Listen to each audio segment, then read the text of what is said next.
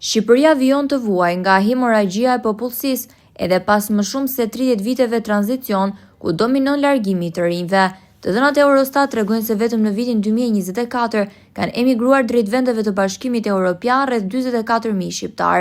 Vetëm në 4 vitet pas pandemisë, gjatë periudhës 2021-2024, nga vendi janë larguar të paktën 180.000 persona. Këto shifra nuk përfshin Greqinë dhe Mbretërinë e Bashkuar, me këtë të fundit që përjetoi një val largimesh që kulmoi në vitin 2022. Ritmet e emigracionit u përshpejtuan ndjeshëm pas pandemisë.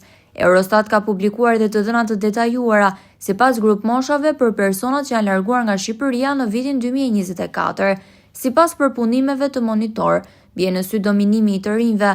Grupi kryesor që emigron është ai 25-29 vjeç me mbi 6.000 persona ose 14.3% të totalit. Pas tyre renditen të rinjtë e moshës 30-34 vjeç që përbëjnë 13% të totalit. Një dukuri e fortë është dhe largimi i familjeve të reja me fëmijë të vegjël, teksa grup mosha nën 15 vjeç përbënte gati 18% të larguarve.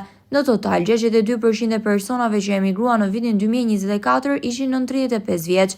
Një pjesë e rëndësishme dhe vitale e tregut të punës po ashtu po zgjedh të largohet, pasi grup mosha 35-49 vjeç përbënte 20% të ikurve.